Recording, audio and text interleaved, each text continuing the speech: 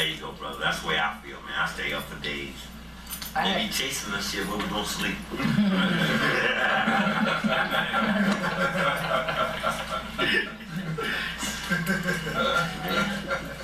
I had asked you the question about Dr. Onion Palmer, but now that the camera is rolling, you can update us on the Garvey School and Dr. Palmer. I'll just say that I live with Brother Onion Palmer, who is 85 years old and was the founder of the Garvey School in Los Angeles. But what I would really tell you about is about care for our elders. I mean, like, we need some Harambe, senior citizen house, something. We need something for our elders. I kept my mother till she passed. She had Alzheimer's, and that's a very serious, trying thing. Brother Palmer has Alzheimer's, and though he had a stroke and he can't walk, it's still difficult, you know. And how much do you love a person? You will know when you be willing to wipe their butt if they get dirty. You be willing to wipe their face if they slobber. If you be willing to pick it up if they drop it. You be willing to answer the question 50 times if they ask you 49. And I'm gonna tell you, that's some heavy stuff. But I'm glad I was with my mama. I'm glad I'm with Brother Dr. Onion, because he was there for me when I was dealing with my mama. Sometimes I would be going to a school, and I said, brother, I don't want to leave my mama because she's not acting too good this weekend. And they might be paying $3,000. Well, he would say, I tell you what I do, brother. I'll send you the $3,000, you stay home with your mama. I couldn't tell you how many times he did that when I felt like me leaving wasn't too cool. Because if you can walk and you got Alzheimer's, you will walk out the door. You will go as far as you can go, looking for what you can't even remember.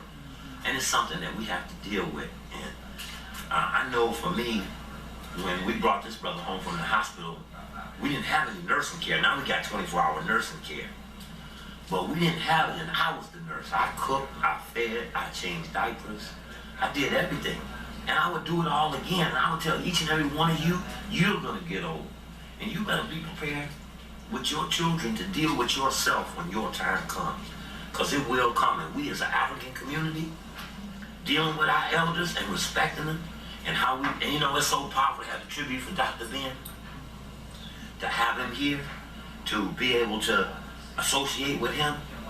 But these are rough moments. This is not easy. If you saw him at the Million Man March, you know what it was for him to be there, but I know what it meant for him to, because he wasn't at the first one.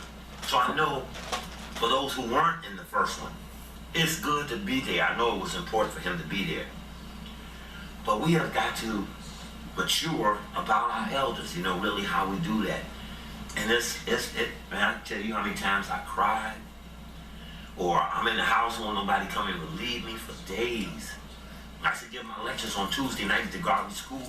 Sometimes he would be up all night, I'd be up all night. I would fall asleep while I was lecturing to the people, because I would be so beat. But they understood. They knew what I was doing. I knew what I was doing. And I'll protect this brother for as long as I can, because the brother protected me.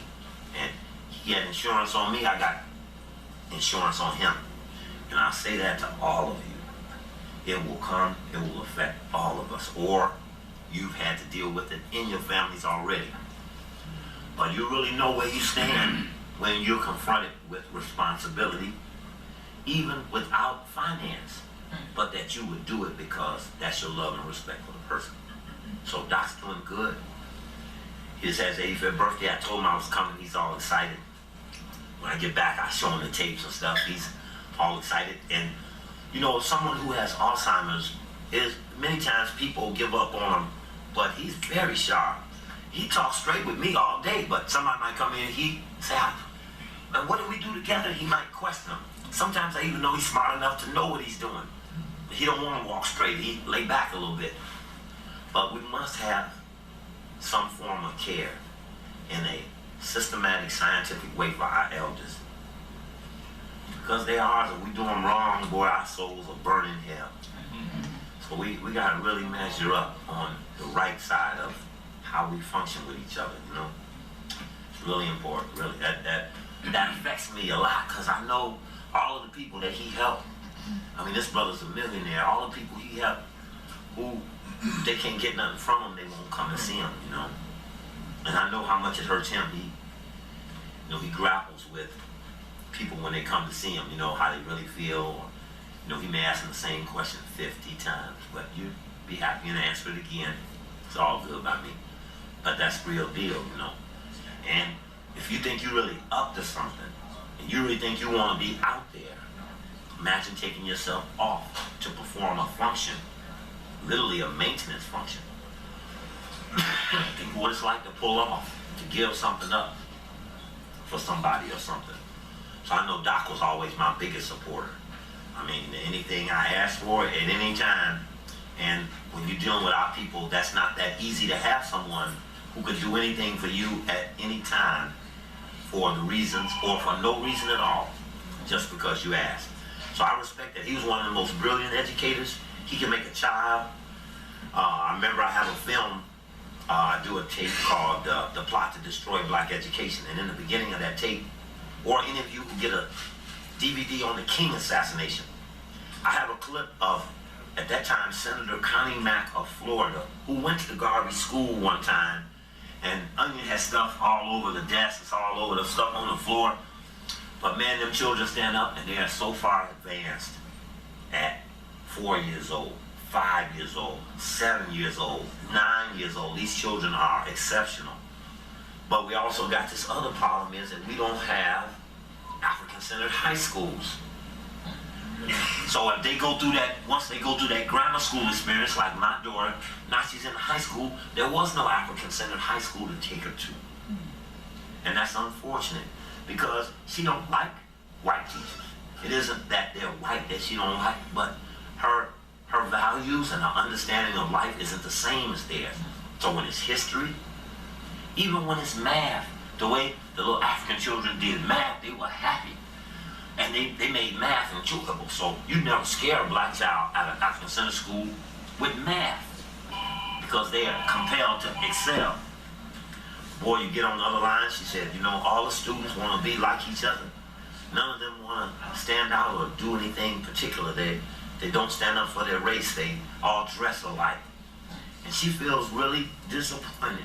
And she's disappointed at her parents, because they can't find a place for her to go, for her to be who she want to be. She got to suffer for 4 years to have to go to a school that's got all black and Latino and all white teachers.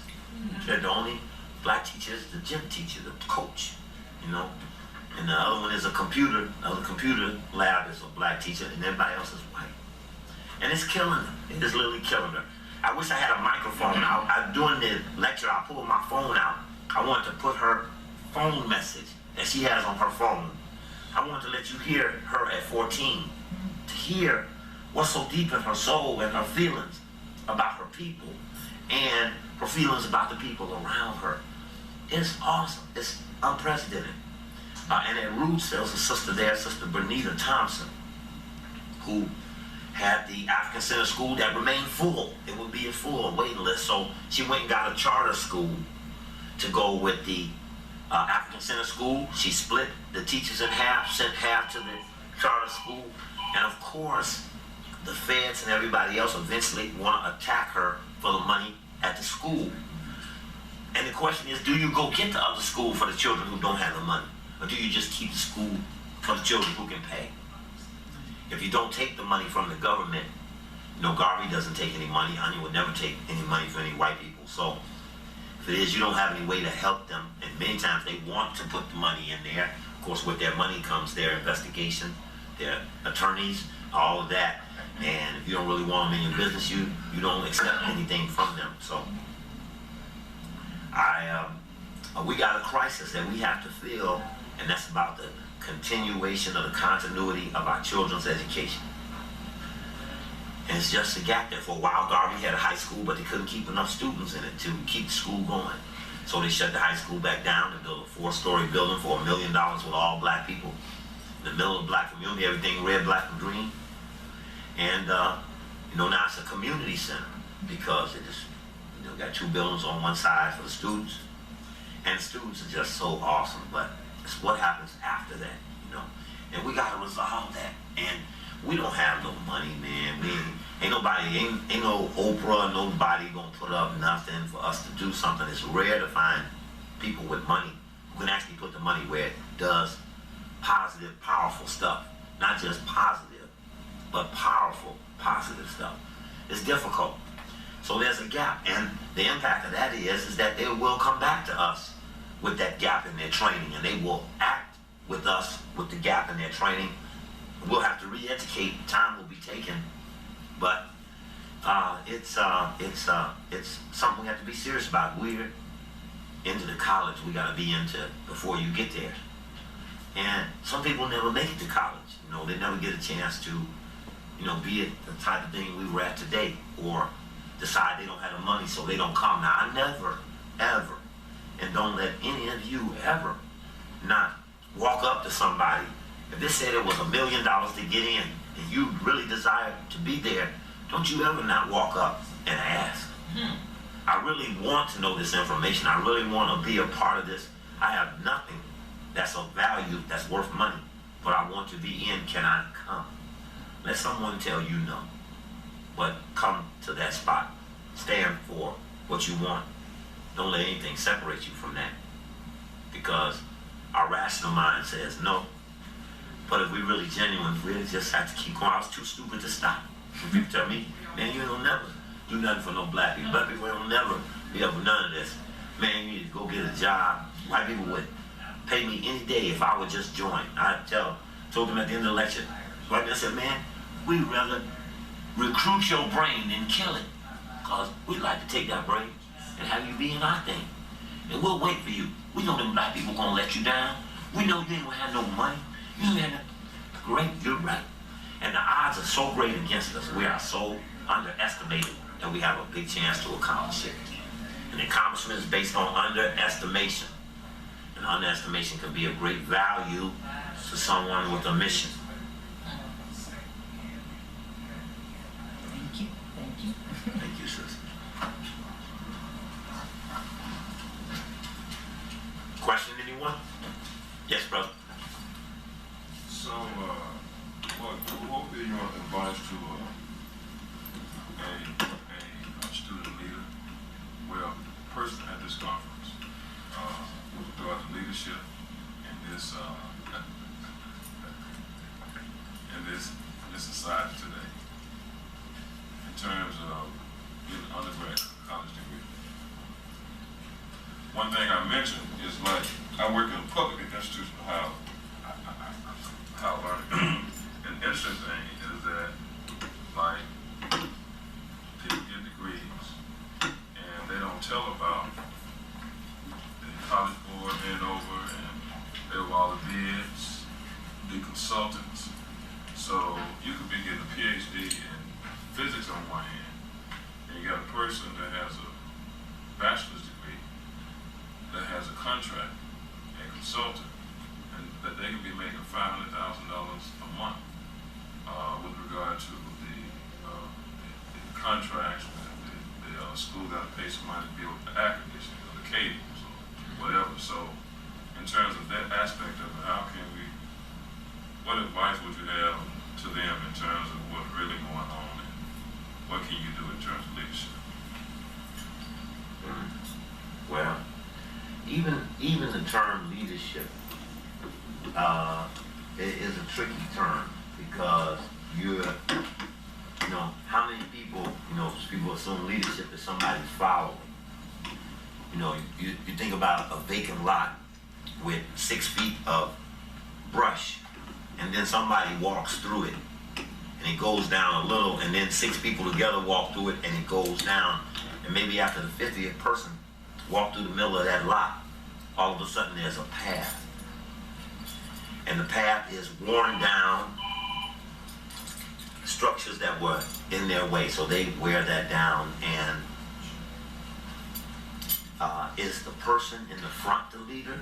Is the person who is responsible for raising consciousness, is that a leader? There's so much leadership built in responsibility. Job, school, you're in a class, sociology. I'm in a high social thought class when I'm in college, and we're in, what do you call them, colloquiums or something. I forget that term, where we're working together as a team to accomplish a project. Somebody does the computer, I do the research, somebody does the writing up, somebody else does the presentation. We're all got to do this thing together. And people begin to find who they want to accept responsibility. And the word responsibility is a little different than leadership, but it seems a little more appropriate to me, because saying the word leadership don't have anything to do with good leadership or bad leadership. I watch sometimes parents say something to their children that is deafening. Shut up. Stop it. Or they say something demeaning, or they slap at them in a way that you know it's going to bring down their character in the longest run. Every parent is a leader. You know, every oldest child is a leader. It's so much of that term in itself is not as important as responsibility or righteousness or quality or sincerity or sensitivity. You know, we don't talk about some good leadership on a purposeful journey. I might could advise somebody about that. But you also, you think, hey man, I got this here, I know this. And you tell some of your friends and they don't respond in an appropriate manner. Do you find the people you don't know to share the idea that's in the pit of your heart and is of great value to the race? Or do you walk away discouraged because the people you respect the most didn't see it exactly the same way you saw it? So all of a sudden you question yourself about the journey. Then you talk yourself out of setting sail. You'll never know, if you don't try, who would be with what you with, you know. Or Brother Stovall is a leader. He's leading in his conference. If anything you get out of anything I say, it will be because he led me an opportunity. And you know, brother, I didn't see the students. I remember when I was in North Carolina A&T, there were some students there from Rush College, and they were saying, look, brother, we got to tell Brother Stovall, I'm going to shoot this picture on my camera. And I want to get this Brother Stovall, and I want to go back and tell him that you need to come to the conference. I said, oh, I was there years ago, blank, blank, blank, blank. And I'm assuming that they did what they said they were going to do. You was one of the people? Yes, and see, I remember that. And I'm going tonight, I would love to find the people who stopped me at the end of that lecture and asked me. Then, it's a funny thing, one of the sisters was trying to shoot me. She said, now, for me to send this picture to Stovall, I need you to do that teeth thing just right now. Close your mouth and let me shoot the picture. And I understood that she was trying to do the best thing she could about what she thought would make it work. I don't even know who it was, but I understood it. I could feel when they said, brother, can we talk to you a minute? And they looked at me and started that process of right on that left side. We won't do this, we won't do that. It's okay, we'll do that. And you know, I don't care how long, if somebody say you'll come here and it's July and this is January, I'm telling you about writing something where you want to express something to somebody else and why you couldn't write it in January. I mean, why you couldn't write it in July or August or September. Because by the time January comes, the circumstances have evolved and what you might have suggested would be irrelevant. So, and I needed to get out today to feel how the other people were talking to the people. I wanted to, you know, the topics were so powerful. Symbols and a lot of question and conversation about hip-hop. Professor Griff will tell you, Griff is still here. Griff was kicked out of Public Enemy for messing with me. Chuck D and everybody else repudiated me all over the world.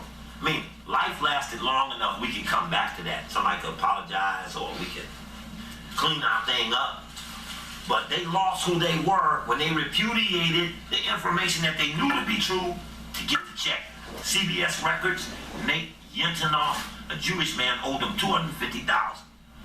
They didn't want to pay them unless their behavior was going to change. They were in Switzerland. Griff called me from Switzerland and said, man, we're going to do this diamond thing. We were doing diamonds. Jewish people in South Africa on the weekend of the release of the movie Blood Diamonds, where white people want to believe that the blood didn't come till we went to take them back. There wasn't no blood when they took them. wasn't no blood when they killed our people, our population, to get them minerals. I really had a spool in there tonight to talk about that. But, so he knows that money can ruin something that looks real black. It can look real bad. But if it's getting worried about that money, you can lose the words. Your ability to say them will fall. Your opportunity to give it will go away. There is a sense of righteousness about all of this. Yes, ma'am. Brother, you talked about African citizen. We have an African citizen in Dallas. And thank you for saying that because I used to be on one of the plantations in Higher End. And I was released from a Negro plantation because I stood up for the students. So within my freedom, Spirit said, okay, you got to do this now. My daughter was turning 5 and I couldn't give her to the beast. And you're absolutely right, you know, you have to love it. And I try to recruit volunteer teachers because we can't pay them right now. I refuse to go charter because that's why I started independent schools. I didn't want to give it to the state, and charter is still state funded. Like you said, they come and investigate, and we're familiar with rules and it goes to Starlight in Florida and those issues that they face. Even Day in Chicago, Institute for Positive Education, which one of my oldest sons who went to Morehouse went there, and Hakeem Mahabuchi and Sister Safisha, they ended up going charter. Yeah. And that's something, you know, I don't want to do, but what I want to say to everybody here is that think about what you can do to help raise our children. Because, you know, when we grew up, there was no standardized test. Either you passed Miss Jackson's class or you didn't. Now, you can pass the class but not pass this test and not graduate. And what we must do, you know, we're just starting, this is our third, we started with 12 students, we have 2 now. Which is fine because, like one mother said, I'm going to give my children back to the white man. Her baby still can't read now because she gave them back. And they were with us all summer in 3 weeks of school. When she took them out, they both became ill. How about that? And one of the children had to go to the hospital. They became ill. I had never been ill. So they should have told her something. But our goal is to go to the 12th grade. We don't have no money. We don't have no full-time teachers. We have volunteer people in the community come out and help us. You know, and it's a community thing. And if you don't have a school in your community, think about it for the young people in college. Think about starting your own school. Now understand, you're not going to make a lot of money. If that's not the purpose of starting your own school, the purpose is to re-educate our children so that they won't be lost, so they will know who and who they are.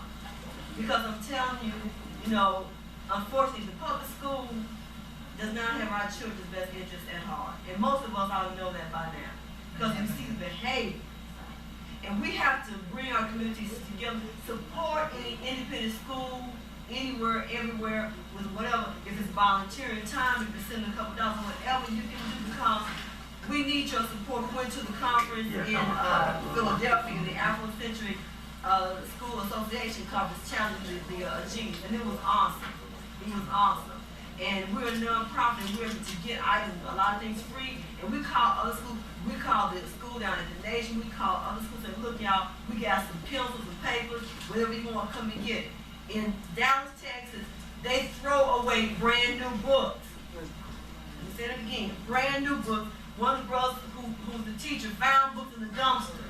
He bought a 6-box of brand new math and science workbooks that had never been written.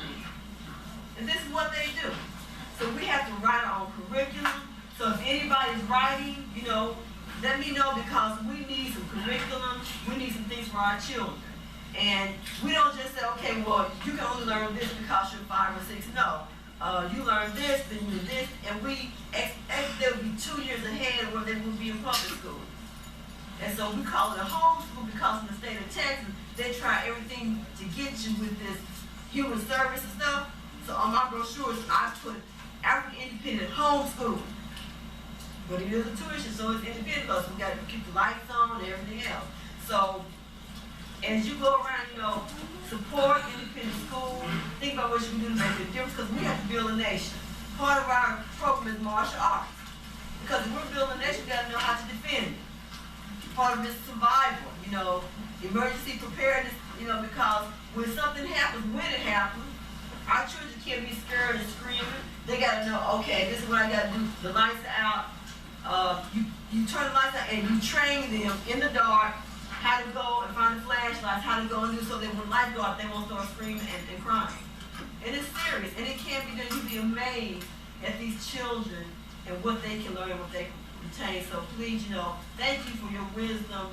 And I know that your child's having a hard time because, you know, just when you've been in that environment and when you get thrown to the wolves, it hurts. It does. It hurts. So just keep on doing.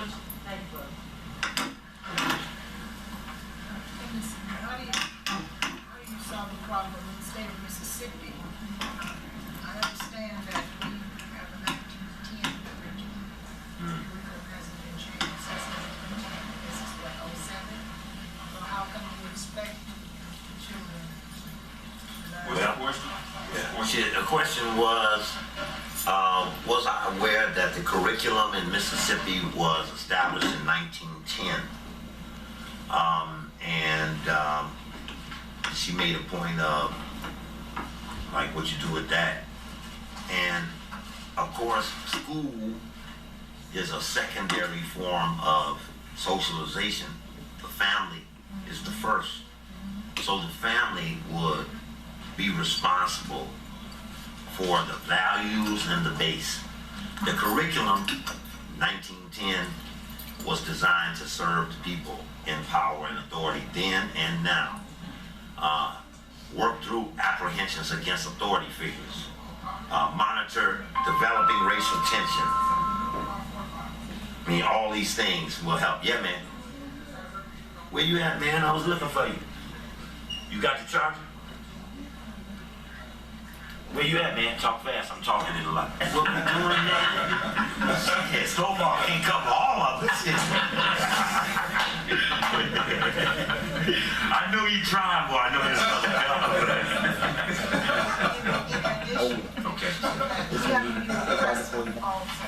Okay. And then people go to the stores. Also have a tendency to call out men and women and children in their Yes. we feel powerless and helpless to do anything about it. Well, I can ship old brother Malik Shabazz out of Detroit down here. He will handle some foreigner stores in the neighborhood. Exactly. This is a big brother. He's a big brother. Not Malik Zulu Shabazz, who's coming behind Brother Khaled and the Black Panthers. This is Malik Shabazz of Detroit, and he was good at shutting down crack houses. One time, Brother Shelby called me. He asked me about that. He was having trouble down that way, and he asked me, and I hooked him up with this brother because the brother can be obnoxious on these people. And a part of that, you know, they're abusing our women and our children at times. Yes, especially, you know, and the men we expect to respond in an organized way, but we can't tolerate things happening when we aren't there. And so, if you say, okay, I'm not this kind of guy. I ain't the guy to call the police. Now, I work for an alder person. When people in the neighborhood call the alderman's office, they say, I got a problem X, Y, and Z. First thing we were responsible for asking was, did you call the police? And they say yes or no. We say, well, you need to call the police. Like you make a record. This is a political game. That record has something to do with identifying somebody to do something or didn't do something, what day, what time. But as a citizen, I don't see them as a relief. So if they are selling drugs in the neighborhood and you're aware and you want that to stop, you walk to them straight with somebody with a camera. Says, come to my attention, you selling drugs in this neighborhood, and I only want to ask you on the camera, are you gonna stop? They say no. You catch them, you have to catch them. You may even have to send somebody in there with $5 to catch them. Then, now you've got to demonstrate. I don't mean like protest, I mean demonstrate. You got to magnify this catch. When we walked up on this Israeli gun company that didn't have a license, the head of the zoning department called my house. He had never had my number. He said, I want to tell you, I had nothing to do with them being there 14 years without a license. I said, I didn't call you. The state rep who was in that area, Mark Ridley Thomas, he called me and said, man, I had nothing to do with that. I said, I didn't call you. Why are you all calling me, telling me what you didn't have anything to do with when I didn't call you to ask you? I already know y'all were operating with them secretly. You hoodwinked everybody in Leimert Park not to be against them. I know you rejected the business group there when they told you to get rid of them and you didn't do nothing. I didn't ask, but they wanted to tell me. They wanted to get clean because they were told that I wasn't on the list and that something would happen. We can't work with him, so he's not on the list, so we're gonna have to obey for a minute. And it's the same thing there, you know. Now Fred Hampton Jr., the son of the Black Panther who was killed in December years ago, Fred Hampton Jr., he was having those problems in his neighborhood, and it was alleged by then State's Attorney Richard Daley, who's now the mayor, that he burned down the stores when they didn't do what the community thought was in their interest, and he went to jail. He went to the university and served time for what they felt that he did to stop something that shouldn't have been doing. So that remedy for him was resolute. He was willing to accept the consequences for the remedy. Now he went to jail, but they didn't touch no women. They didn't abuse nobody. They didn't call nobody out the name because they wasn't there. He accepted the burden of the retaliation from the system because the system don't want you to be able to respond effectively to the nuances and the traps and the tricks that they put in front of you. So about the curriculum, it's got to be educational scholars. Asa Hilliard's an educational scholar. During the time, I remember being at an educational hearing in Indianapolis. And at the time, Barbara Sizemore, all the educators were talking through all the curriculum, and they can tell you about all the meetings that happened with the school systems or grants they got and responsibilities they accepted to transfer curriculum. You have to find the people who you believe know this information. If you think Dr. Stovall knows the information and you think the curriculum is retarded, then there's a head of curriculum within the school system who's responsible. If they're showing some 1910 stuff and you think it's antiquated, the children are maladjusting as a result of it. With the answer, you can raise the question. Don't raise the question, have them go away and come back with somebody to redo it. You have the answer and you raise the question.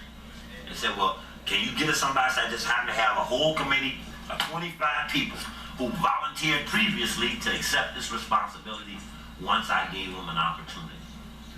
You do your part, it's likely they'll do theirs.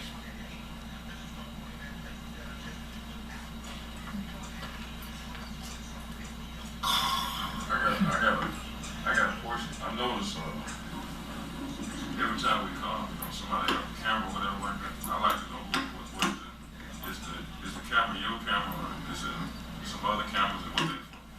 This system right here, I've been knowing 20 years. So that's that camera. What's the other camera for? What camera is that? I just like to know, I see cameras, I just like to know. Absolutely. Oh, okay, that's Brother Jackson right there. African markets, video production. I guess. Oh, stop now. Oh, now that should make my shit go up. So what you producing, brother? Well, producing stuff like educational videos for use. Okay. All right. Well, I guess, I'm always, I think that, I'm from rural Mississippi, raised up by my grandmother. I think a lot of times, I believe in putting something into whatever I'm trying to do. And I think sometimes people feel more comfortable, if you really try to deal with issues, and you just talk. But it seems like sometimes people are interested in cameras, some people, but they don't be giving no feedback. And so if we do, so let's meet without the cameras. Maybe people feel more comfortable. So I just like to know what's the impact. Let me say this part. I don't think, and I might be underestimating the situation, but I don't think, and you tell me if I'm wrong, because I don't feel, since I'm doing most of the talking, I don't feel inhibited by these two Africans here. Now let's just say one of them is the enemy. Then by the time they take that back and analyze it, they be banging each other upside the head. Oh shit. Man, you see, he's trying to be sensitive with them. He's trying to take them off to something deeper, man. Nobody's disrupting what we're talking about, and I'm not uncomfortable. I'm on the spot, brother. I'm not uncomfortable. Earlier, Kwesi and I took a picture with a brother. The brother, I think it was you at the camp. He's very good with the photography. He knows how to force up his picture. So Kwesi and I said while we were getting, well, we'll never see this picture because we take many pictures, and very often people don't follow up. And you know, I'm not into things per se, so it's not a big deal. But we turned to brother. We said, brother, you gonna see if we get a picture, don't you? He said, yeah. But I don't think he ever got my number. Because you don't take emails. I couldn't email you. Oh, okay. So what you're telling me is that the reason you're not gonna do what you said is for some corny ass reason about some email. No. Oh, okay. I just want to say I'm straight, so I just talk it straight. So we gonna do that, right? Because you don't want cookies from my email. I don't want to. Okay, I understand all of that, and I understand all of that. That's all I want to bring out. Right? No, brother. Look, man. Look, you doing the right shit now. Now, I'm gonna tell you a story. I'm gonna tell you a story. This story maybe 10, 15 years old. I remember one time I was giving a lecture in New Orleans. There was a little bitty guy sitting in the audience with a camera. He was snapping pictures. And I did him for a while, I wasn't noticing. No, I'm checking my shooting picture. And man, this is a long time ago. And I said, man, don't shoot them no more pictures. Give me that film. I waited till he shot enough of them. And I took his film. And he was here tonight. He's one of my best friends. It took me years to figure out that was him. But when you're in my position, surely if I say it, then I meant it to be sent. Can't nobody undermine what I said because I'm smart enough to say some shit to confuse the other side. So you have the power to inform, but you also have the power to disinform. All right. So if somebody want to watch me and I'm going 90, they got to drive 85 to watch my ass. So they're going to have to do some things that look appropriate. They're going to have to act right. They're going to have to look like they're right. And then if they may get that one moment they want to not do the right thing or drop the ball. This is real important. I have people all over the United States that help me. We are in no organization. We have a bind and a bond with each other that's so deep. No utterance, no paperwork. No, we do what we do, and they're in all these cities, and they've been moving for years, and I've raised them, they fed me, I fed them, there's all kind of things going on. And nobody can stamp them out because they couldn't even figure out who they are. When I go to the airport, and the brothers checking me in and go, what's up, brother? When they see me come, or I get on the bus, and the brother on the bus do like this, let me know he know who I am, or they hear my voice and they say, man, I know that voice. That's Brother Coker. That's okay. I told you what phase we in. We're in the amalgamation phase. That we got to cut down, find the commonalities, and amalgamate. I have to make sure that if something went wrong, that the people that agreed to do what we talked about show up. So that you can see they are your rescuers. And that they can accomplish it. When you go, man, I got faith. I got more faith in them than the fire department. I got more faith in them than the Board of Education. I got more faith in them than the biggest hospital. Because I know when my shit is down, these the ones coming from me. And they already showed me. We must demonstrate our love and respect for our people. Unfortunately, we don't want drama to make that happen. But if drama happens, we're prepared. And that's okay. That's okay. There's a thing, it's something I didn't mention earlier. We have a problem being bootlegged. I'm bootlegged by a lot of people. And my feeling sometimes is that sometimes the person bootlegging you for money doesn't send you an article, or if they denote something on the television, don't copy it or send it to you. They don't contribute to the picture you paint. He got a $75,000 job with the Long Island train, and he's the biggest bootlegger in the United States. Black. Now, what I found out that was deep, see, I went to New York, you all get to take truth or consequences. You're gonna see the biggest bootleggers in the United States are standing on the wall. And when I tell the people that I had a guy who ended up working for the Department of Open Source, hit up opensource.gov, and I'm gonna tell you, don't be spreading no fear in here.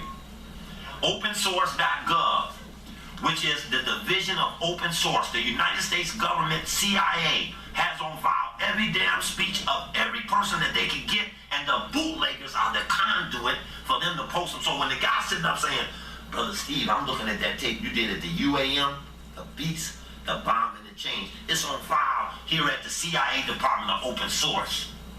Because since I don't sell to white people, I don't sell to any, you walk up to me, somebody might say something crazy, and I got stuff in my pocket, or they ask me, I said, no, I ain't got nothing. I'm never in the street without something for my people. People will stop me in the bathroom at the Magic Johnson Theater. Brother, you got any tapes on you? They know that I have them. This is how I communicate. The word of mouth is more powerful than the declaration. But the bootleggers have a relationship with the government.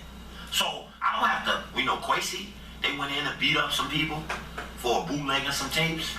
And I'm not for beating up black people because see, God gave me my lecture, so I'm gonna beat somebody up for stealing it. They'll get their just due. And sometimes somebody called me and said, man, I bought that bootlegger tape and it was only one of the two tapes. You got the second tape, and I'll have it forever. Or they say, I got the bootlegger and I heard you talk about the bootlegs in the tape and I felt bad and I hit your website up and I'm calling you because I want to be with you. I want you to be helped. I want your family to be safe. So it's all right. So now I really will talk to Kwesi tomorrow about dealing with them. Kwesi's known for not wanting nobody to sell anything. That's his work.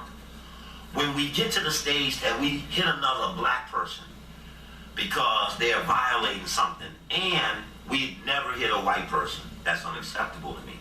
It's unacceptable you work at a white job and beat up a black person for Oswald Kwesi. That's unacceptable to me. I will beat a nigga do some dumb shit like that because that's disproportionate. And I'll get to Kwesi about that tomorrow because that's inappropriate. I don't like it either. But it ain't about the money. It's about the neighborhood. And if they're stealing and they're doing us wrong, then they'll hit their face through the windshield when they can't stop. Or they'll lose their wallet when they really got something in it. I don't control the retribution, but I can instigate it. I can draw it out of them. I can make them hurt themselves for hurting someone else. It don't have nothing to do with me doing it. When I was locked up, when the president of that school locked me up, and I went out there and told everybody that this man, Richard Nelson, locked me up. Everybody knew they was getting ready to graduate. They were scared.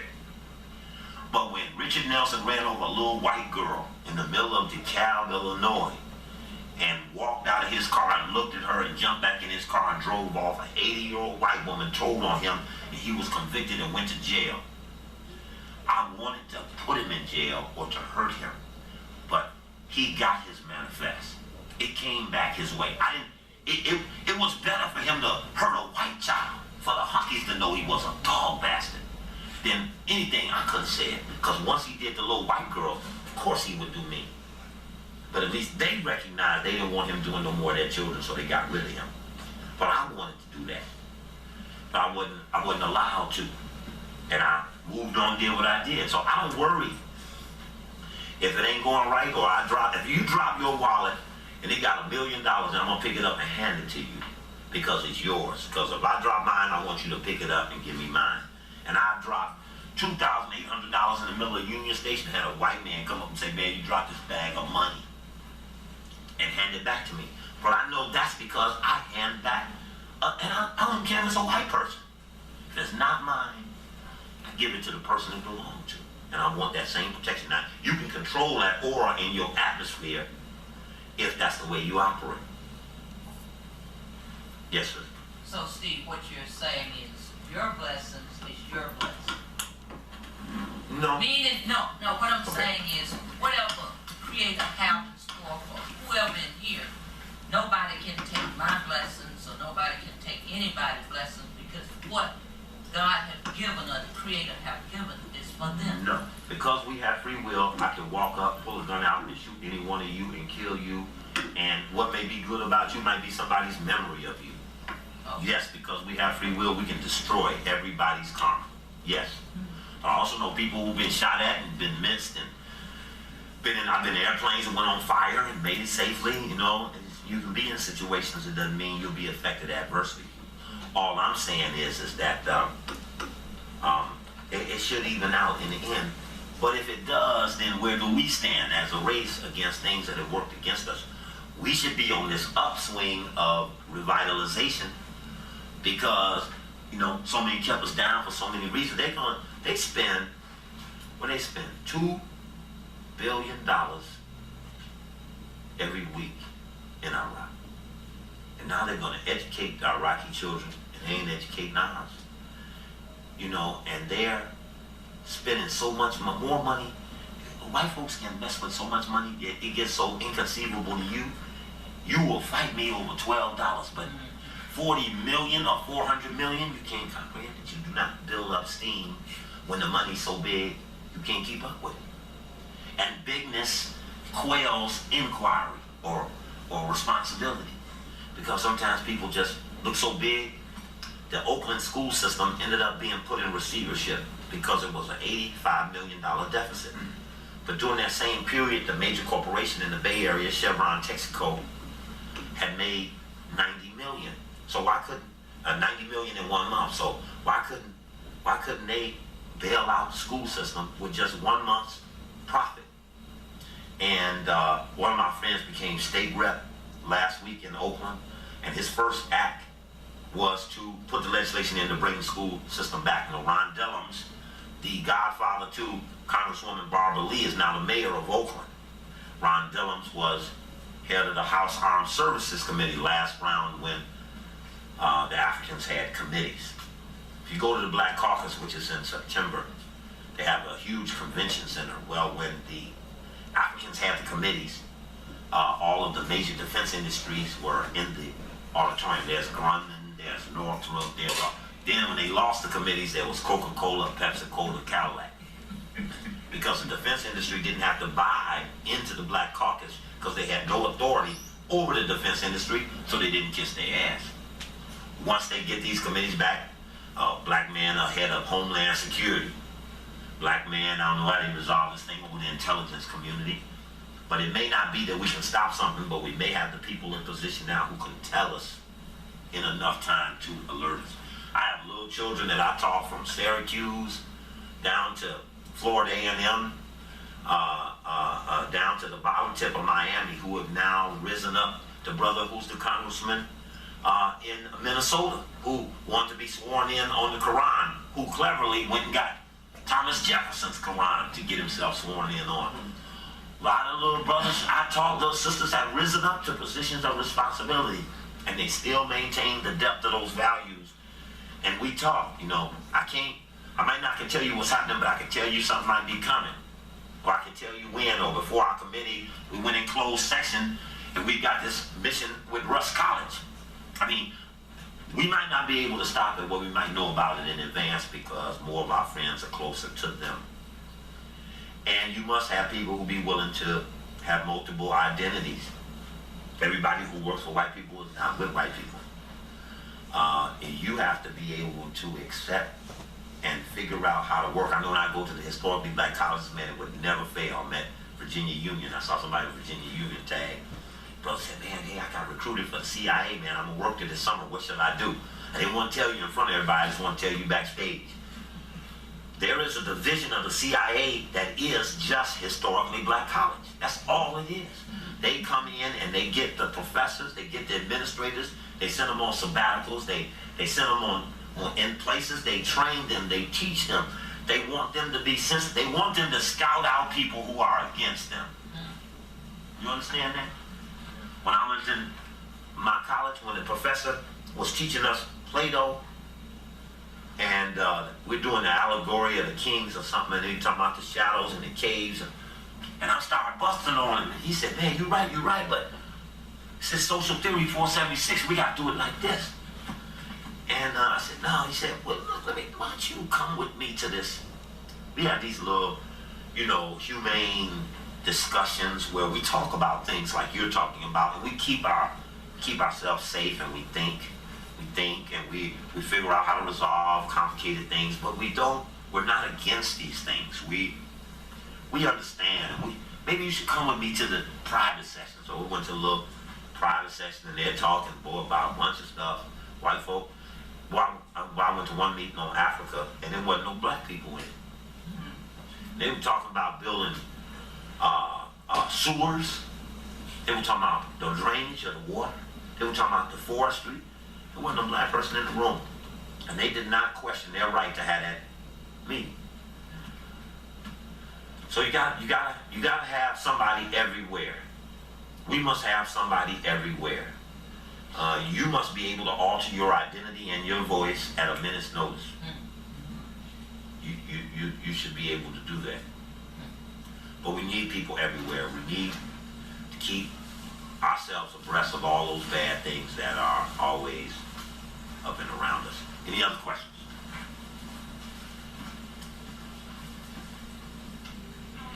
Yes, sir. Where did the factor come from? From me? Right out of my head? How did you come to those Well, numbers? I'll tell you.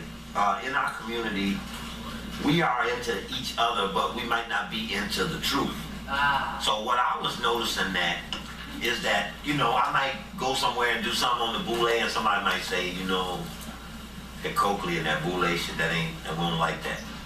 Say, is it good? Is it right? Is he wrong? Did he say something wrong? I said, nah, I ain't.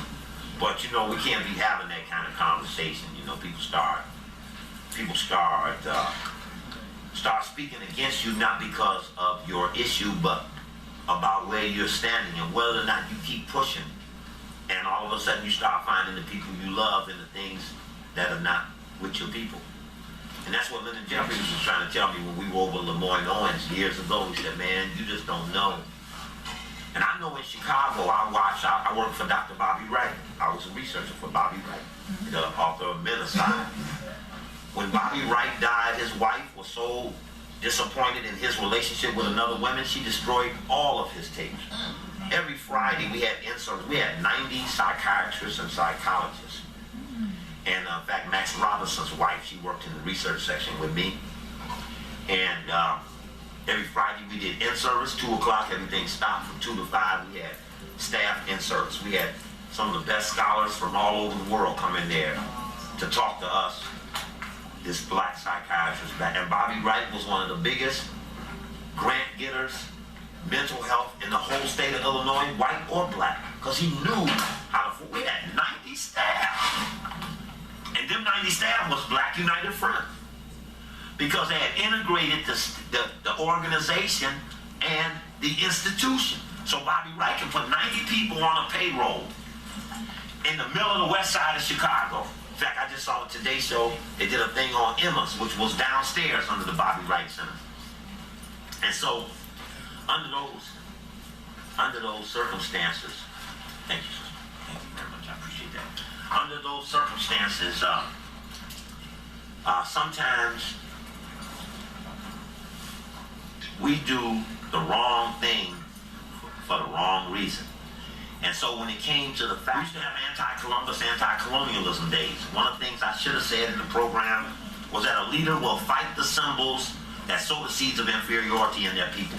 They will fight the symbols. So if it's Thanksgiving, or it's Columbus who discovered what and when,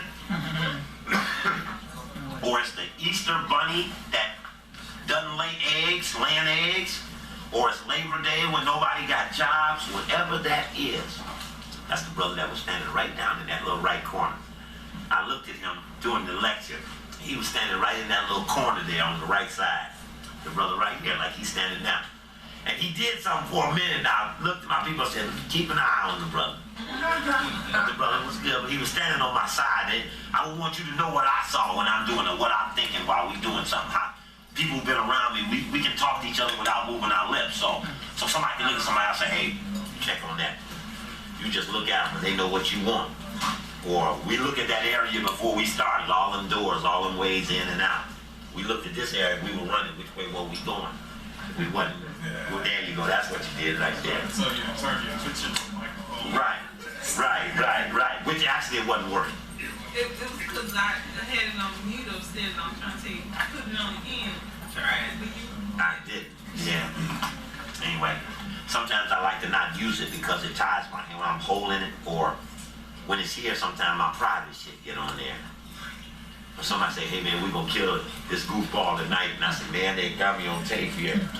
Or they want to put it on real early while you talking to people before it starts, and I don't want them to hear nothing. So I gave Sister a hard time. But yeah, we need some amalgamation. And you must know your population. There are 415,000 people in the total city of Oakland. 415,000 blacks. Compton is primarily Latino now. All those areas around LA, Watts, primarily Latino now.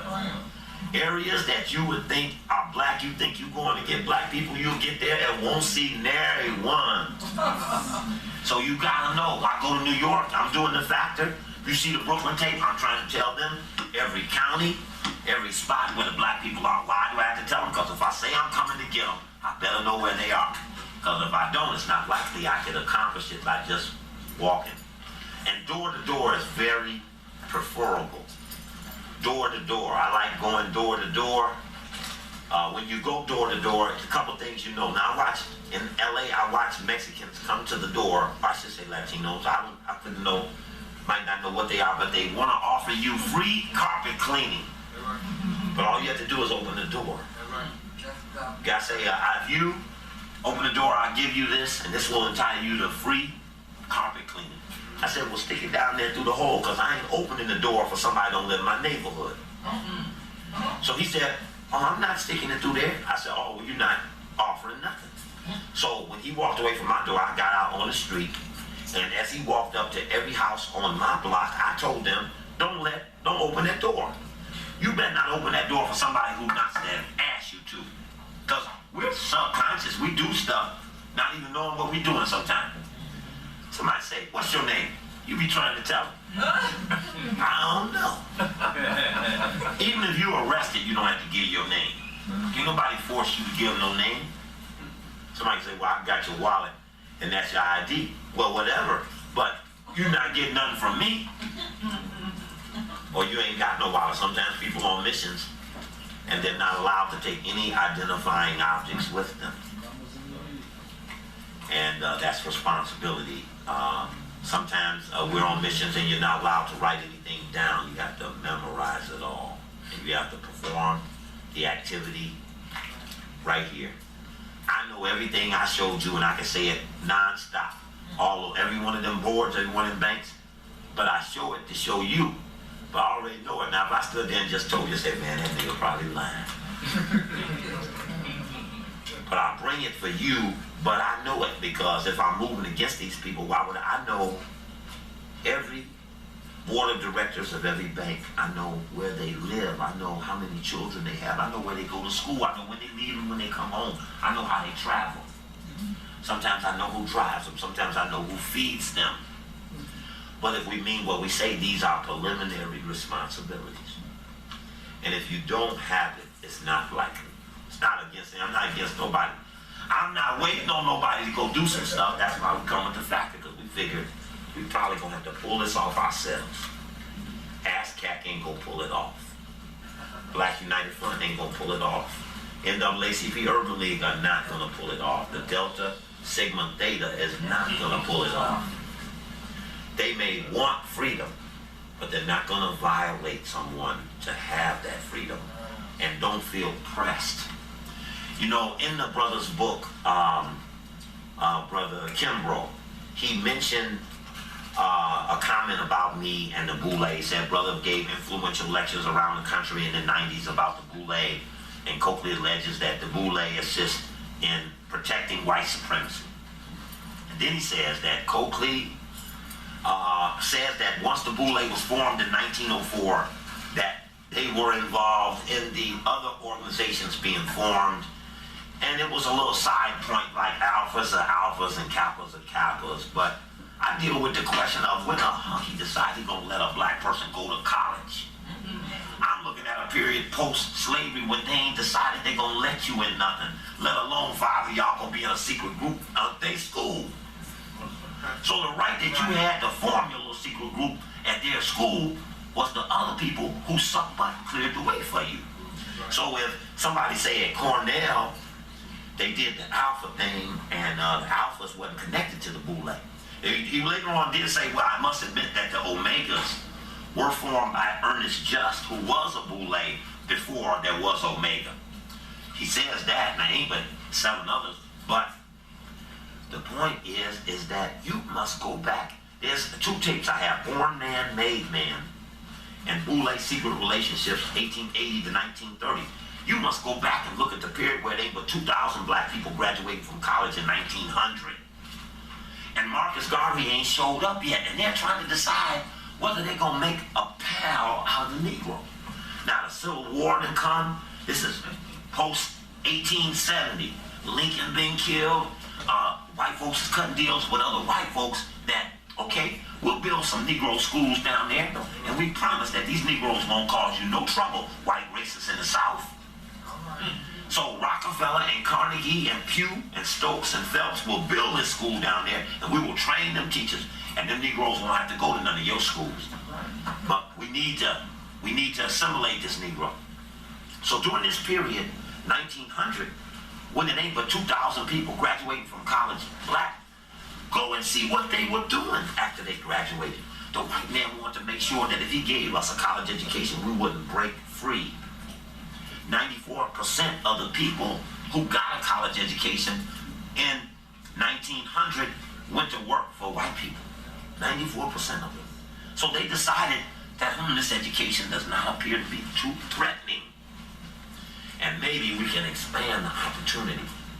Carter G. Woodson and Charles Wesley wrote a book that details the white involvement in building Dillard and Hampton and Howard, old white Colonel Howard, whose picture's in the library at Howard with his big blue eyes. Go back and look at the land grant question, when the question of giving a school away from the government and how they can do this without social disruption. Very, very intriguing. And I'm gonna tell you, our black history is living a lie. Because when we do Harlem Renaissance, when we do the attack on Garvey, when we do these things, W.B. Du Bois, we have false information that we perpetrate and sell and share, and it's not based upon the core relationships. You tell me, you can find one single page that W.B. Du Bois wrote that exposed the head of the NAACP, Arthur Spingard, as the head of Negro Spine. Why could Du Bois keep a relationship with a white man secret? He tried to be the lieutenant under Arthur Spingard and failed the physical. And he was the first black person to write an article in Foreign Affairs. That thing I showed you that came up with the idea of weapons of mass destruction that ended up them going in Iraq. First it was rogue states, failed states. Now it ain't no states, now it's weapons of mass destruction. Now it's street gangs. You ain't got nobody left to fight.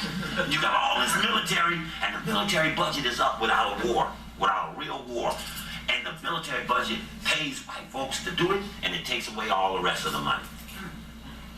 And you have not put yourself in a position to redirect those things. And though it's government of the people, it's as much yours as theirs, you don't have the power, whether it's Congress or whether it's the Senate.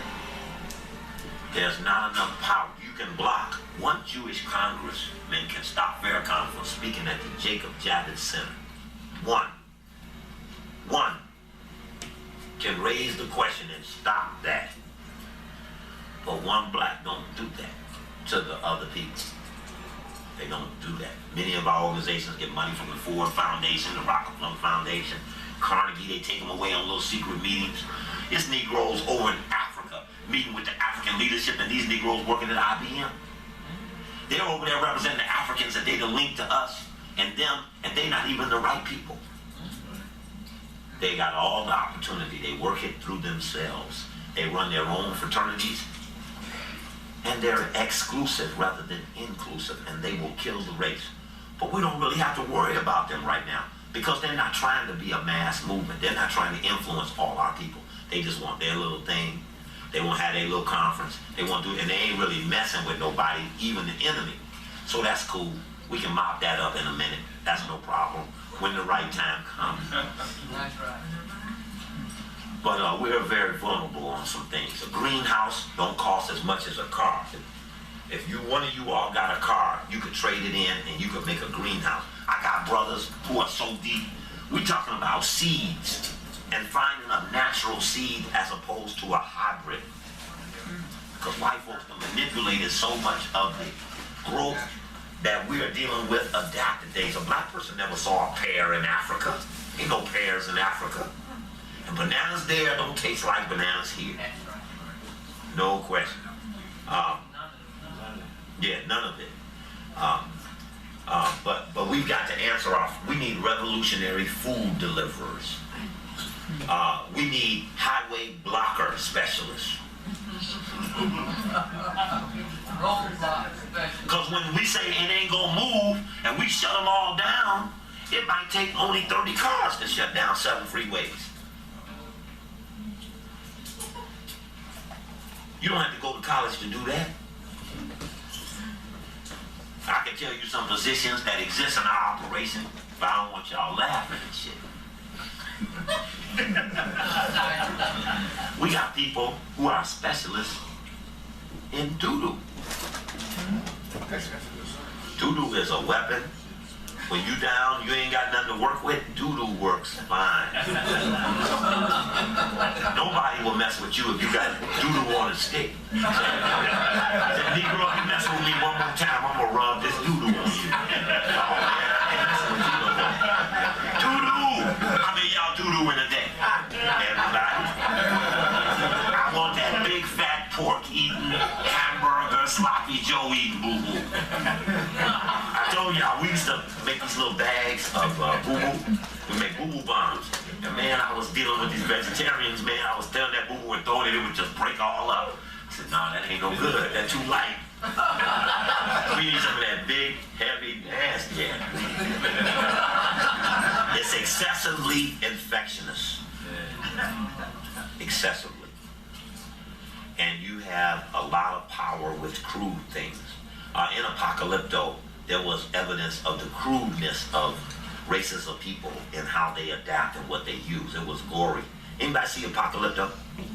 Do they have movie theaters down here? You would have to see why a white man, Mel Gibson, would do a movie about the end of a civilization. And the interesting thing is, all the movie, the tribes are fighting each other, but this is how the movie ends. I'm gonna blow the ending. One dude is being chased by the other tribe, and he runs to the shore. And the movie ends when they both look up and see the white ships coming. That's the end of the movie. The only white man in the movie is at the end, when the white explorer with the big old hat on, and the priest with the cross, and all of them start walking through the water off the ship. The one dude looked at the other dude and said, oh shit. They've been fighting each other the whole movie. But now here come the white man. And now they gotta run and do some way. You're gonna say, man, I'm going back and forth. I'm staying in there. And the other dude went down to greet him. But the point, this is a white man trying to say that these people had problems, but when the white man came, we mopped their ass. Now, you don't see the end of their civilization, but you do see the white man coming, and you can draw your own conclusions. Right. Now, Mel Gibson don't like white people or the Jewish religion. He don't like white people of the Jewish religion. And he said that much to a white police officer. The fucking Jews are running everything. And the white police officer told on him, and now that white police officer last week in Los Angeles came out and said he's being harassed by the other white police officers who didn't like him standing up for Jewish people. That's important. Tie each other up. That's important. I was really intrigued by that. But that's Blood Diamonds. You should see the movie. You should know they depict the beers, and the thing there is that they buy all of them. They so busy in keeping the price high, they buy the good ones, the bad ones, they buy them all. Even though they pretend like we stealing them from them who stole them from us. They still show, that they are. At one point, the white man, when the brother Hamza is being gone to London to try to tell the story of the Blood Diamond, the white man says, in reality, These diamonds and all gold belong to the land of the people to which God birthed there. And the point to that was, and just a couple of lines they throw. Now every movie that got Africa in it, there's always that bad line. What's the boy Willis? Day in the Sun movie, and he said, "Oh, God don't live in Africa. God don't come to Africa." He's telling people they gotta run away. And it's always that line. It was the same line. There's always that dead line. Now, I don't know what the African-centered community does, but it seems like when these things come to the race, they should be the ones responsible for responding to it. First thing, see, you don't have to see the movie for it to have an impact on your life. All somebody else got to do is see it and impact you with what they saw. Blood Diamonds is about Africa. You got to see. And the little 12 and 13-year-old brothers who in the military, who are doing the soldiering, they make it look like they make them hate their parents. And you got to watch how make them blindfold and shoot their elders.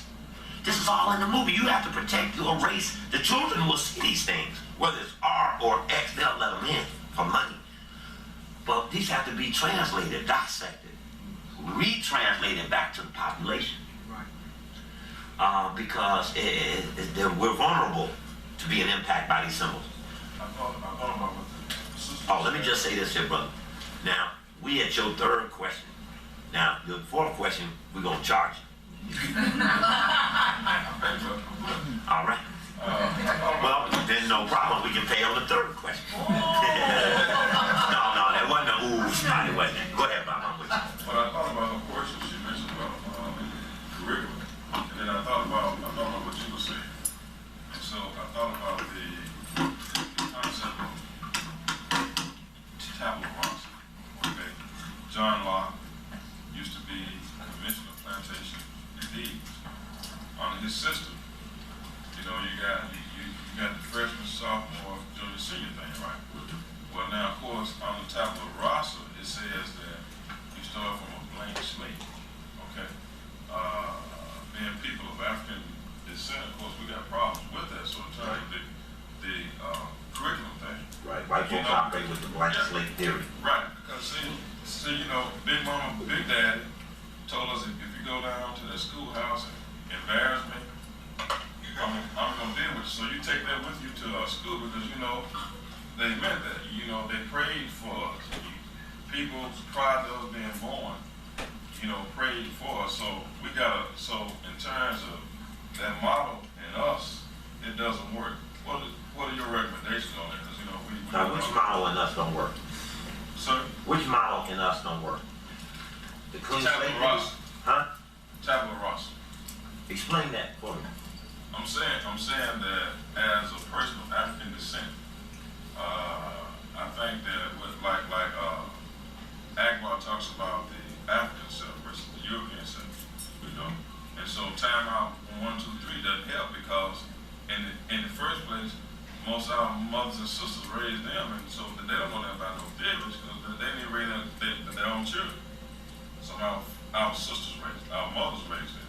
So I am trying to say that in terms of the things you talk about, are things that are not talked by most folks. Of course, some of us got that way we do things too.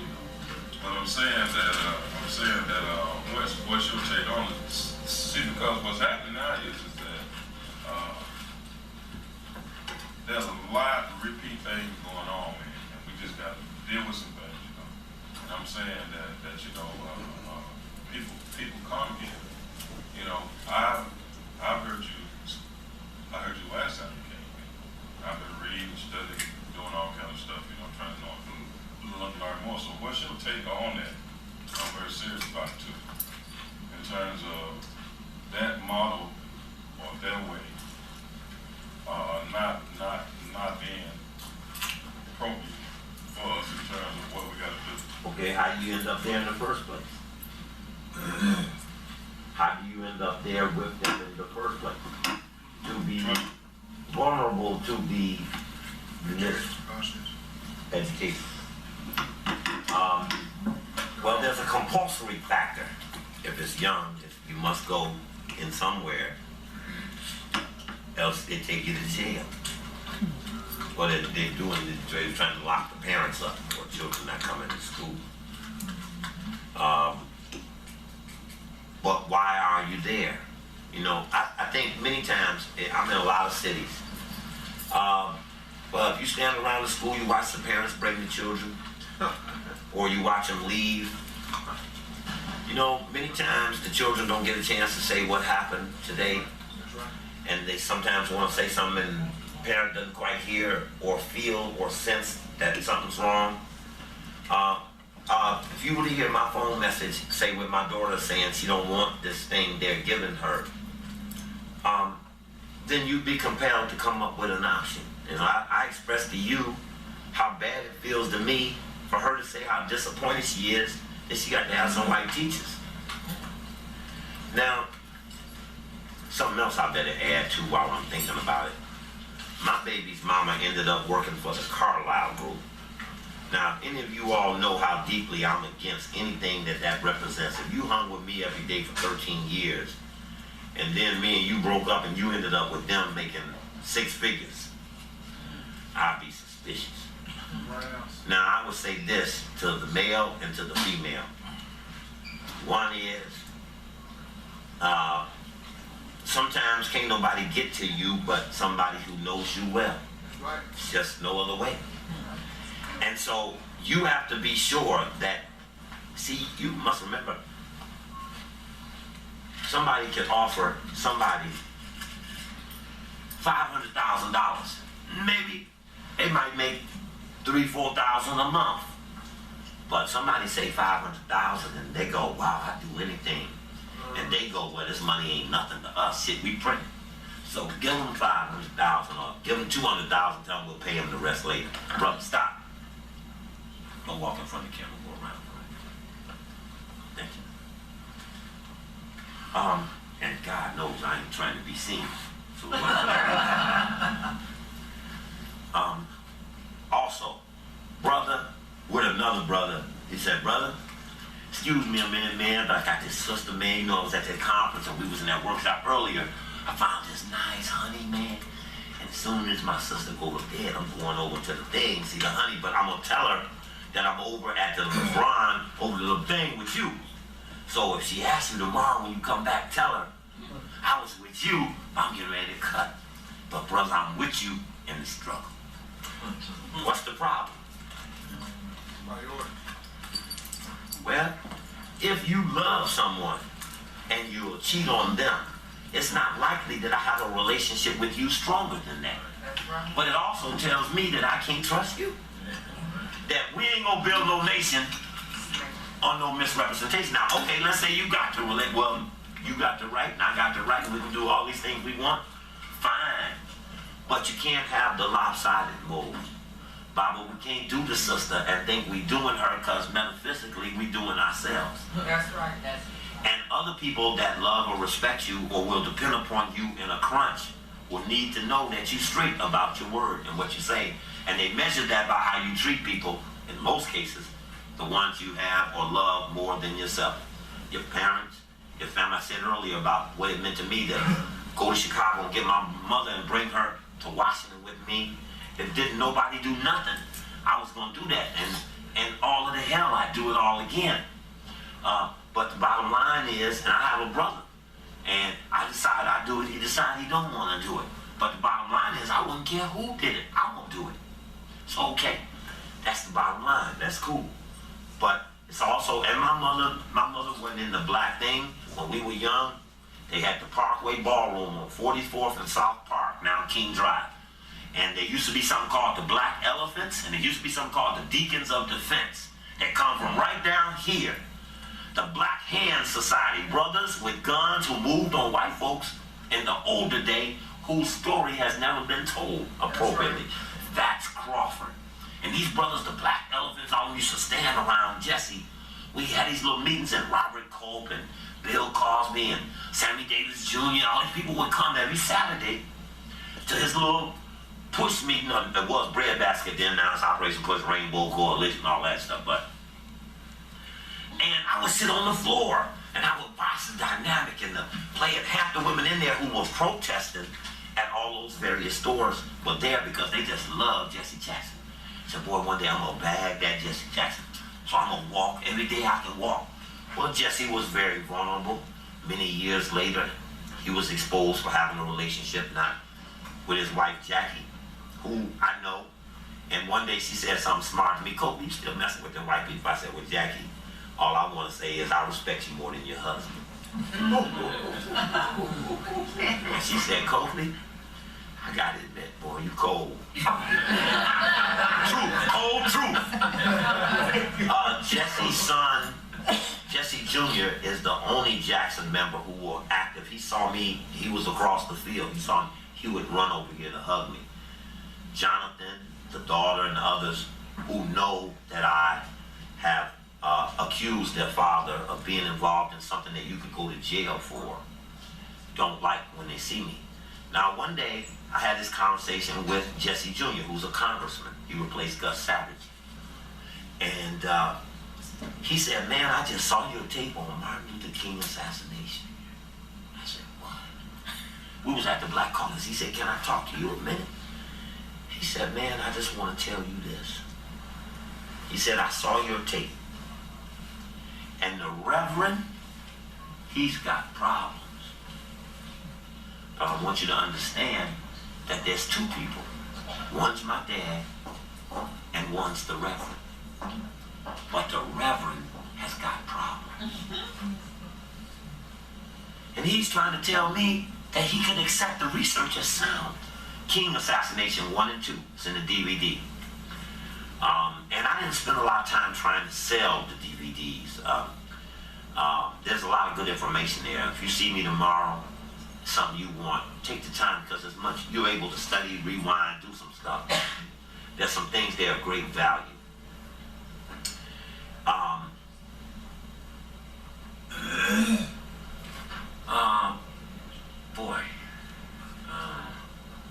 You'll have to decide who you will ultimately trust in what you choose to do.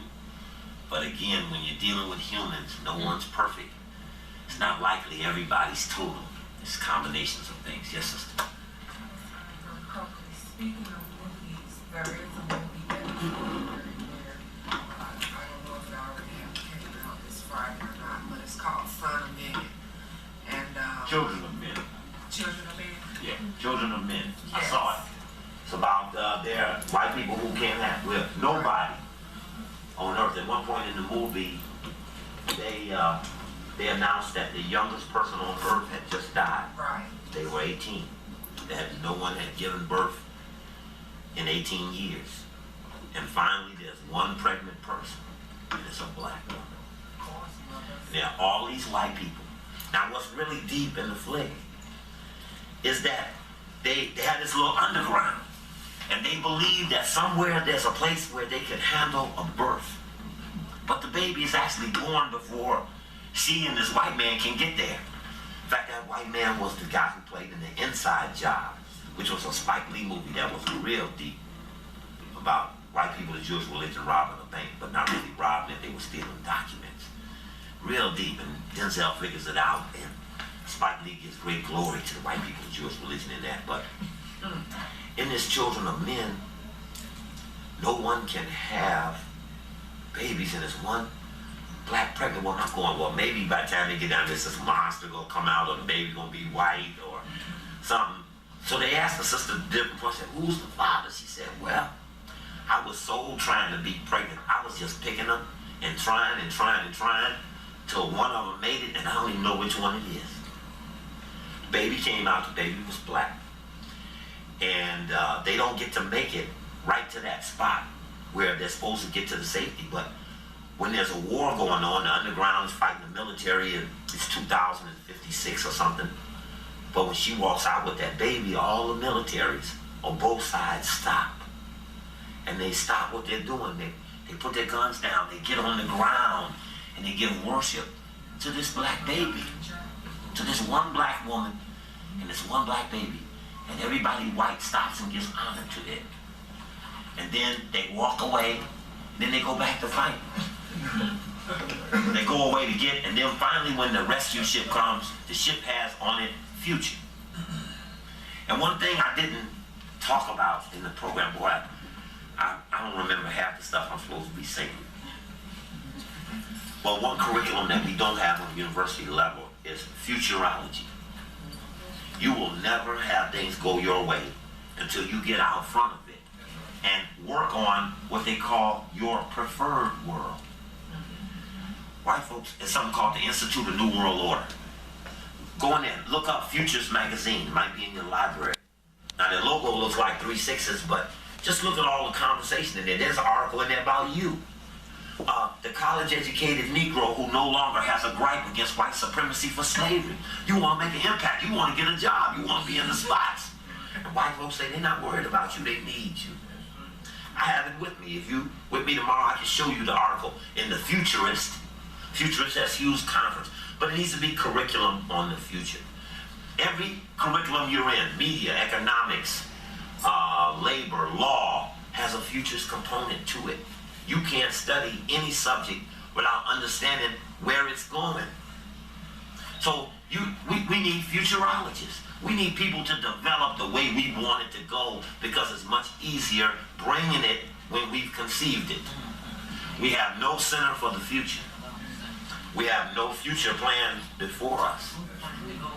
We have things we like.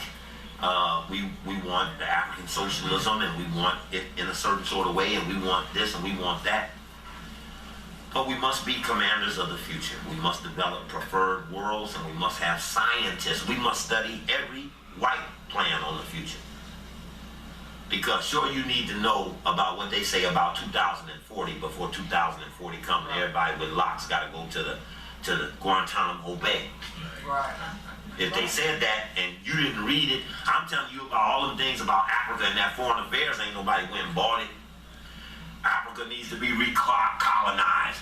Africa's just waiting for us to recolonize it. So what do you see? You see Madonna with Baby. Yeah. You see Angelina Jolie with Baby. You see Bono in Africa. Mm-hmm. This is altruistic white colonialism. They're not there for your liberation. They are there to ridicule your inability to take care of your own children.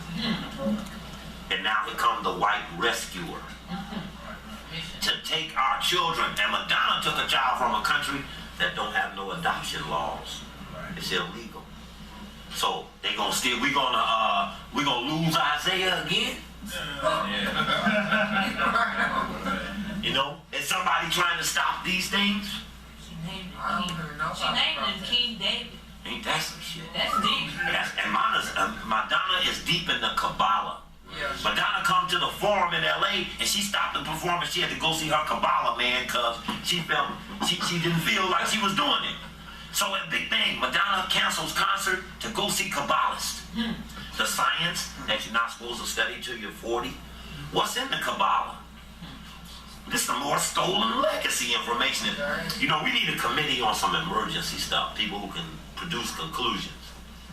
Because again, like I said, we're still up in the air on stuff. And we haven't closed or decided whether we're for or against how that goes. But we got so many loose ends. But, okay, so we don't have this, we don't have that. So we're going to try to come with something that at least within our ability, we bring this. And if there's something else that's good, if there's nothing else that's good too.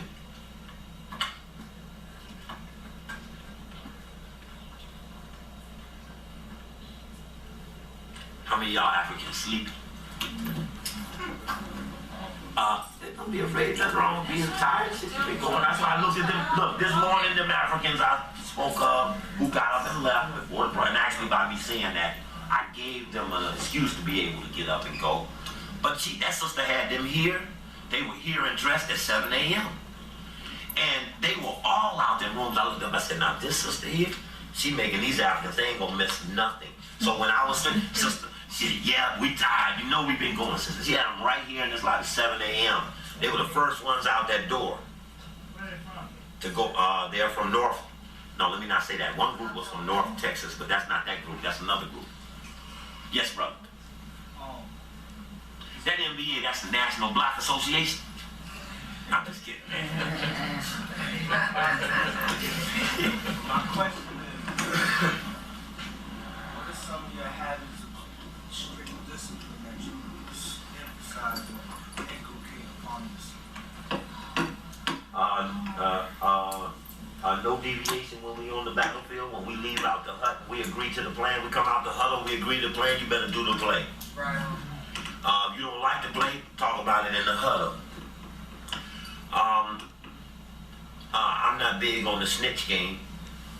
I ain't big on that. That's absolute no. I'm not into a brother hitting a sister. Unbelievable. No, I ain't into that. I ain't for a sister hitting a brother. I know some sisters whoop a brother ass. And they have. One brother told me, he said, man, I'm being abused by my wife. He was serious. And she was whooping his ass. So it ain't always that way, but, you know, that's mandatory. We accept no money from the enemy and don't really accept most money from black people. We have a target base. Let somebody come with some better information. We are absolutely assured about who we're after. Those things I talked to you about are some of those people, the benefactors of our oppression. And the reparation community, they kind of scared of me. They ain't really into really pushing the envelope on the white folk. Most of them got jobs. I'm real leery of these people with jobs because they'll cause trouble. You right. They'll cause trouble. And I don't believe me, at the right time, we're going to call on that. But that's just up ahead. We call this the conversation about the warnings. But I'm big on that.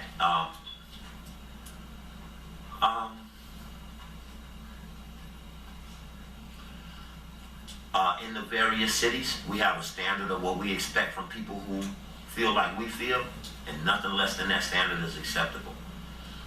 There's radio in most of our cities. Our people are good at communicating certain things across the free airwaves. Many of us are banned on most things. Kathy Hughes banned me in DC. KGLA Stevie Wonder Station, they banned me a couple months ago because I would not accept Marua Barakta's daughter running the radio station with that phony bullshit. So I got on and I busted it and said, oh, you banned. So brother said, man, you banned from Stevie Wonder radio station. Now Stevie Wonder cool, but poo-poo is misleading his life. Sex is misleading Stevie Wonder's life, and he is being directed by coochie. And that's another thing, brother. Don't let no coochie mess up what we're doing. Vice versa. And vice versa. That's no right. question. That's right. No question. And when I was in college, I made the brothers and sisters stay in the rooms together on the floor naked, because they had to be able to be around each other without sexual appetite and be without clothes. Now we're very provocative. Dancers are very provocative. Our conversations with each other, how we relate, how we engage is very intimate quickly. White folks got that little AIDS thing. That doesn't have anything to do with intimacy. But we need to be close to each other to accomplish our goals. I remember one day, a sister walked up to me, she said, do you know a brother who's in the struggle, who really needs some sex that I can give him to help him in the struggle? I said, that's a good idea, but if I find a brother I think needs to kink out, he got backup, then maybe if that's somebody you want to help, and that's how you want to help him, maybe you all can agree on that. That's up to y'all. That's up to y'all. And so there's a lot of things. On some of the campuses, I see things that I think are misappropriate. Who's up there in the band, and some people went up there and got the sausage and stuff, and there was a sister here from the nation. She didn't stand up and say, y'all ain't no good because y'all eating that pork. I've been on campuses where brothers condemned other brothers for eating the pork, and then they ate milkshake. What I call cow piss. So it isn't what you eat, it's after you finish eating how you acted. You honest? If you ate a pig, you ate a whole pig, and you finished, you were honest, I love you to the highest extent, because I want what come out of you when you finish eating. Of course, if you eat right, you can last longer, you can go further. That's right. Yes. And some people don't eat right because of economics. And sometimes people have not been educated to eat right. What is of value? You know, cook something until they cook the vitamins out of it, but they think they're eating right because it looks like the right thing, but they actually killed what was good and what was right because they don't know no better, you know. But it's about what comes out of you. So we try to stop false dichotomy, you know. People separate themselves from other people. I saw a brother that was a Catholic back there. Brother, come here a second. Come here, me and you. This is a good thing. Then you go get right here on the camera. Now, sometimes, no, this is all good, but it's all brother. I love you. I got every Kappa book, Kappa history book, Kappa history. Edgar Love, that's my man, Edgar Love. Come on, how you doing, Bob? What's your name, brother? Brother Coakley, man. Now, I say all black people could be unified, but there are things separating us. And sometimes we don't recognize the separation. So watch this 1 second. Give me that secret Kappa handshake. Watch now. I want you to see this. Give me, watch this. What's your name again, brother? Courtney. Brother Courtney. You like Brother Coakley? Yeah. Brother Coakley cool. Brother Coakley fight for revolution. Give Brother Coakley that secret Kappa handshake. Now, I'm looking at you, not at him. He can't, no, I'm not going to say that. He can't do that because the oath and the ritual says that he can't. And I'm not trying to make him violate. I've been in Dallas when brothers converted right in front of me. Man, I'll show you all the stuff. I said, oh, they going to get you, man. But no, it isn't the point. It's not. What I'm trying to say is there are things separating us.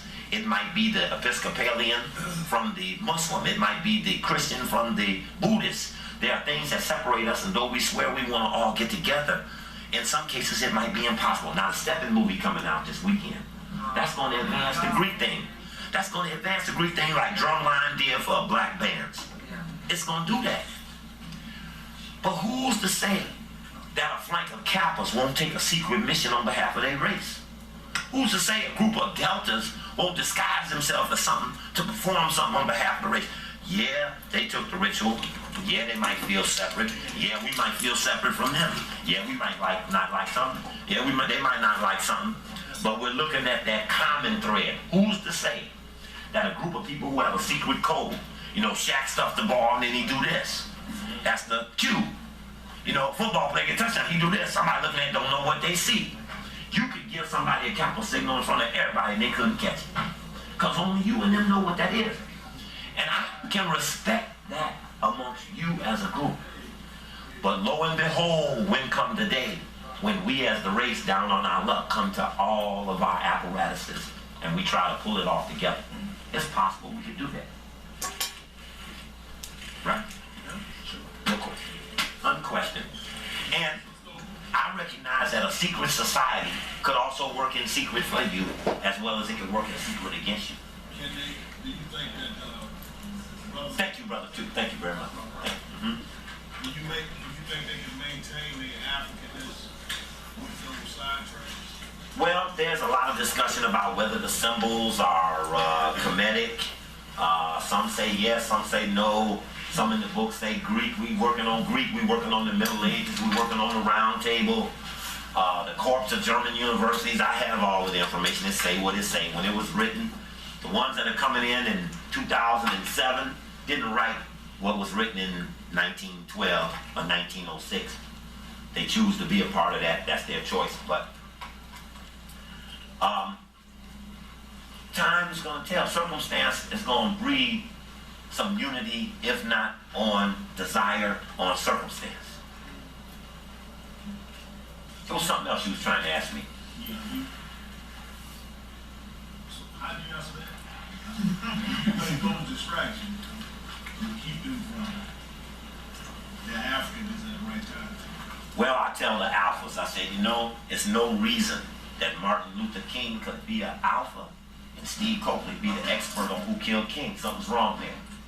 If that's your brother, then do what a brother's supposed to do for another brother. And quit building that monument up there with the thieves in Washington. And honor your man by finding out who killed him. So the next time you give birth to one of these, you will assure that they won't take him from you. So if you had to pick them, you probably wouldn't pick them first. Well, that's a big brother right there. I wouldn't mind having a big brother on my side. He's probably strong and shit. I tell you this, you know, I thought about this. I used to tell people this. You know, I think about maybe something happening, we're running out of here, and something going on, I'm hanging on the edge of a bridge, and I got a hold on this beam until the bad thing passed. And no matter what I know, no matter how much I know about secrets, if I don't hold my ass on this beam and I fall, it's over. So you must have that physical to go with the mental, because you could be in a situation and never get to use the mental because you were overwhelmed physically. So I think about holding on and being able to hold on till it's safe. And my knowledge of the Trilateral Commission of the Boule ain't gonna help me hold on. But my strength will. And I walk 20, 30 miles. I went to look for black people where African Center isn't. So I go to the golf course. There's a golf course in LA, not too far from where I live. And there's all black people up there. So I watched them for a while. And then one brother said, hey man, ain't you Brother Coakley? I said, yes, man, listen to the front page. I know you, let me show you these brothers. One brother said, man, I can use some clubs. I got some old clubs. And I got to swinging a little bit. While we were out walking, the brother said, man, tell us about some of that stuff you be into. There's a retired postal worker, there's a retired medical doctor, there's an active lawyer. And they not coming to none of my meetings, but I'm on the golf course and I'm talking to them. And they say, brother, before you go to Holly Springs, you need anything? There's 80, 90 brothers there who would do what I asked them to do at a minute's notice. All 90 of them. But I didn't find them because they came to see me. I went to see them. I go to laundromats, I go to bowling alleys. Because I got to find the people. And you got to go where they are. Playground, parks, shows, movies, our people are there. And if you want to do something for people, you got to go where they at. I even went all the way to Mississippi to find some black people. Show you right. Show you right.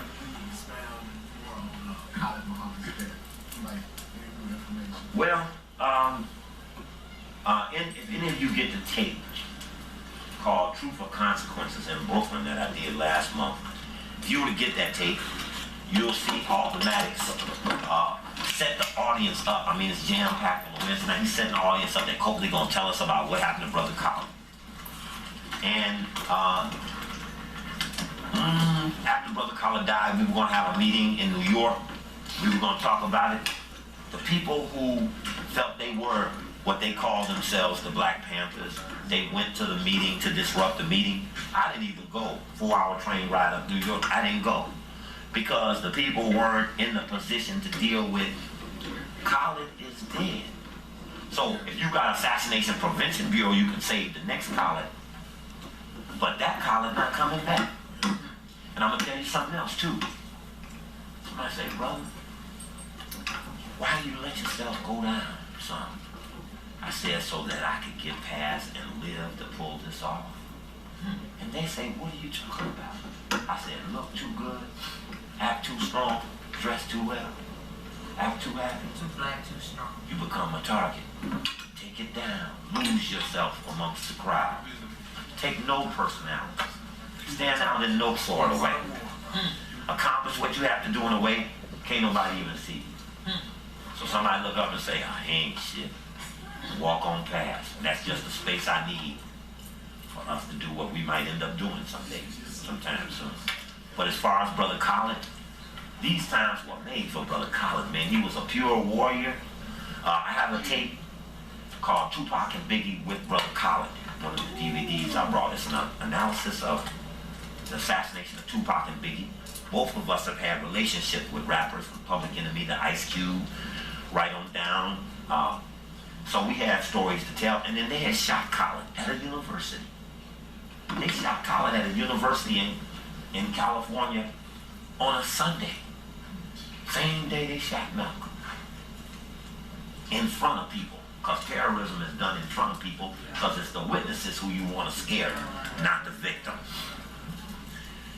And so we looked at the assassination attempt on him at Riverside. Talked about what it felt like to have that hot lead in his leg.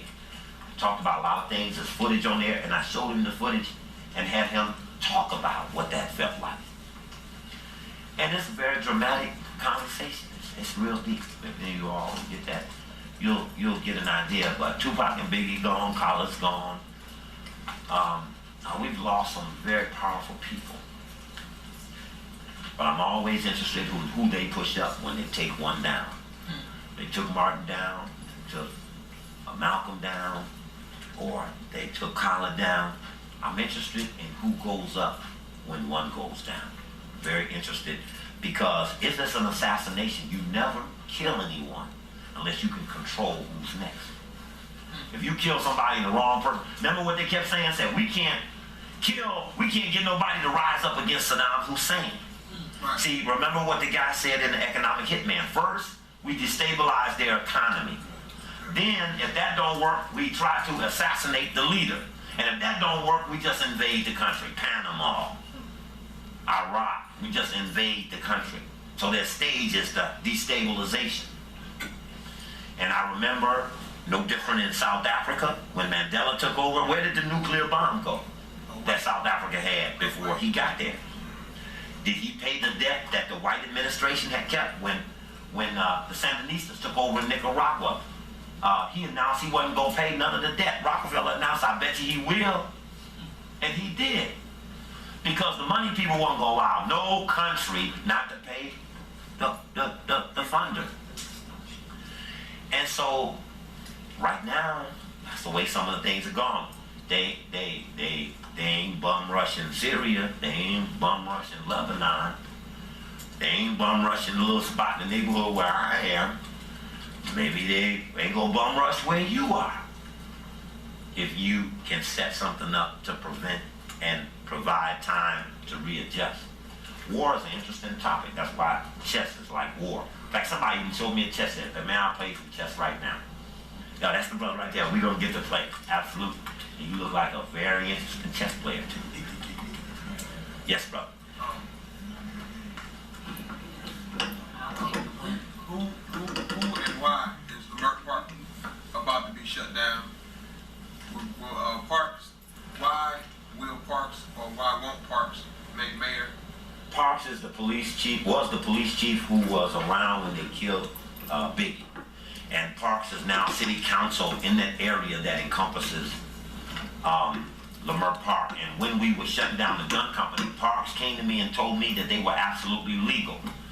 When a brother from the AAPRP who works in the zoning department called me and said, brother, I just emailed all the politicians, they don't have no records down here, and I'm here.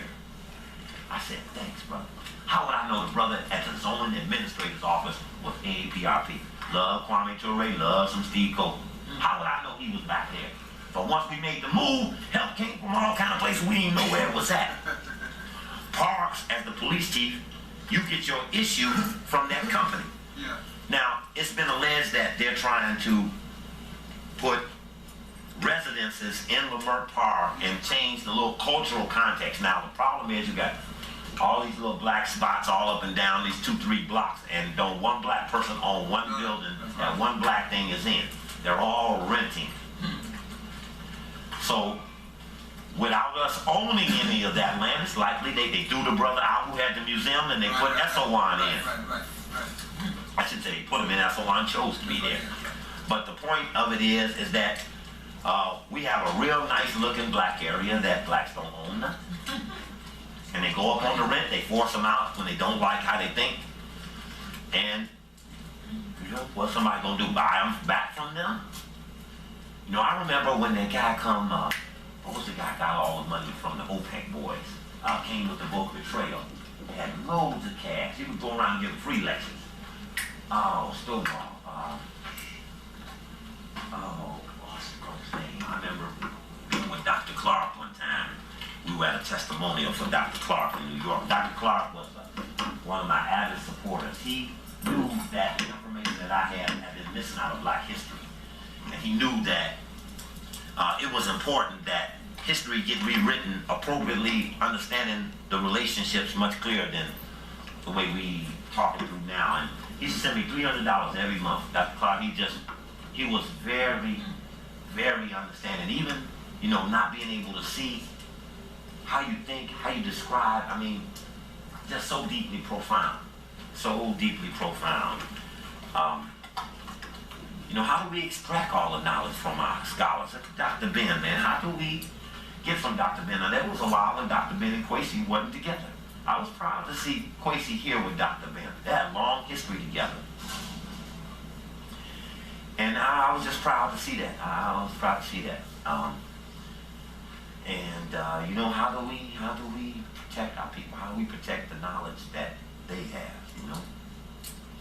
So, we have to have, you know, I'm very impressed with librarians. I'm deep into categorizing information. information in you in a building, you know where everything is at.